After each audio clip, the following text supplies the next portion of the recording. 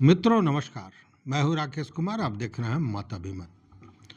मित्रों, भूमि सर्वे के साथ साथ राजस्व एवं भूमि सुधार विभाग जमीन से जुड़े दस्तावेजों को दुरुस्त करने के लिए रोज नए नियम बना रहा है और इसी को लेकर दाखिल खारिज जो हंगामे का सबब बना हुआ है, दाखिल खारिज लाखों की संख्या में पड़े हुए हैं, आवेदन पड़े हुए हैं, उसका निस्तारण नहीं हो रहा है, अकारण बिना कारण के अस्वीकृत कर दिया जा रहा है।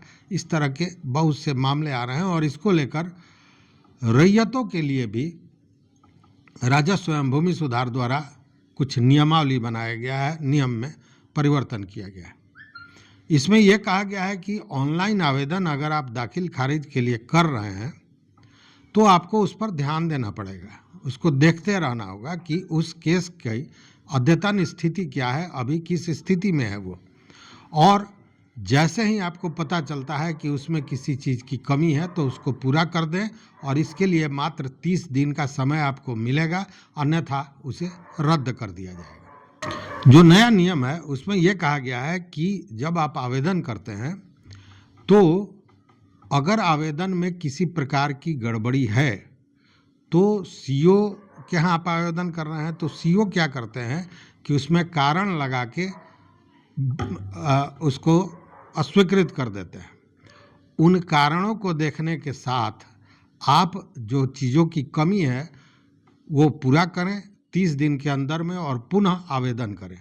और यह तभी संभव है जब आप जो आपके आवेदन की स्थिति है वो देखते रहें, चूँकि वो ऑनलाइन देखने की सुविधा है और वहाँ पे आपने अपना नंबर दिया है, टेलीफोन नंबर, तो मोबाइल नंबर, तो उससे आपको ये पता चलते रहता है। हाँ, दिक्कत वहाँ है जहाँ लोग ये आवेदन किसी साइबर कैफ़े से करा दे रहे हैं और वहाँ पे अपने नंबर के बजाय साइबर कैफ़े वाला वो अपना नंबर दे रहा है। उस स्थिति में वो सूचनाएं, वो जानकारी साइबर कैफ़े वाले के पास आता है और वह उसका निस्तारण क्या करेगा। वो उसको तो मान लीजिए वो ड्यूटी किया, पैसा लिया और उस आधार पर उसने आवेदन कर दिया, तो वहाँ पे जो आवश्यक सुधार होना चाहिए उस आवेदन में, जिन चीज़ों की कमी है उसको पूरा होना चाहिए, वो नहीं हो रहा है और फिर वो आवेदन रद्द कर दिया जाएगा। चूँकि 30 दिन के अंदर में आप उसे कर नहीं पाएंगे, आपको जानकारी ही नहीं होगी। इसलिए आप अगर आवेदन करते हैं तो निश्चित रूप से उसके अद्यतन स्थिति को देखते रहना चाहिए कि किस स्थिति में आपका आवेदन है और अगर कोई गड़बड़ी है तो उसको सुधार के 30 दिन के अंदर में तो पुनः उसका आवेदन कर दें, सारी गलतियों को सुधारते हुए। नहीं करते हैं तो उसे सीधे अस्वीकार कर दिया जाएगा। देखिए, ये सारा कुछ किया गया इसलिए कि जो लोगों को भाग दौड़ करना पड़ता था, दौड़ धूप करना पड़ता था, उसको लेकर जब अंचल कार्यालय में जाते तो भ्रष्टाचार और जो रिश्वतखोरी है उसके शिकार बनते थे। तो इन सारे चीज़ों को ठीक करने के लिए, दुरुस्त करने के लिए ऑनलाइन सेवा राजस्व एवं भूमि सुधार ने किया, विभाग ने किया।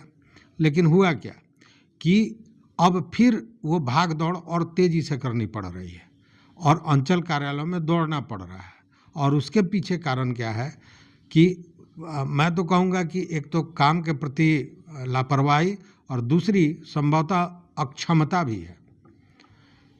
हुआ क्या कि अब आप समझिए कि आपके पास 1000 आवेदन आया, मान लीजिए दाखिल खारिज का। मैं एक उदाहरण बता रहा हूँ। 1000 आवेदन आया, अब आपको काम करना है, आज ही उसका निष्पादन करना है तो आप कर नहीं पाएंगे। अगर नहीं करेंगे तो ऊपर के पदाधिकारी की डांट सुननी पड़ेगी, या यूँ कहें कि आपका जो लेवल है अभी तो आंका जा रहा है ना कि कौन बढ़िया काम कर रहा है, कौन खराब कर रहा है, तो उसमें आप नीचे चले आएंगे। तो निष्पादित आवेदन दिखाने के लिए बिना कारण बताए सीधे रद्द कर दिया जाता है। जब आप रद्द कर दिए तो वो कहानी समाप्त हो गई, वो फाइल निष्पादित हो गया, मतलब वो आवेदन निष्पादित हो गया। तो इस तरह से बड़ी संख्या में अपने डोमेन में लंबित आवेदनों की सूची को कम करने के लिए किया ये जा रहा है कि सीधे आवेदनों को रद्द कर दिया जा रहा है। अब जब आवेदन रद्द हो जा रहे हैं तो ये जो रैयत हैं जो दाखिल खारिज के लिए वहाँ जमा किए हैं वो भाग दौड़ में लगे रहे, या फिर आपके रजिस्ट्री में कोई संशोधन करना है उसके लिए भी यही नियम है। तो ये परेशानियां इतनी बढ़ गई हैं कि जो विभाग चाहता था कि रैयतों को भाग दौड़ से बचा लिया जाए, उनका समय बचाया जाए, वो बच नहीं रहा है, बल्कि अब और भी भाग दौड़ तेज हो गई है। अब जो समाचार मिले उसमें केवल सिवान की अगर हम बात करें तो तेजी से आवेदनों को निष्पादित करने के चक्कर में मैक्सिमम आवेदन को रद्द कर दिया गया। अब वहाँ पे कुल 19 अंचल है जिसमें 3,30,373 आवेदन पड़े थे, जिसमें 2,08,506 निष्पादित किया गया है और 1,18,901 को सीधे रद्द कर दिया गया है।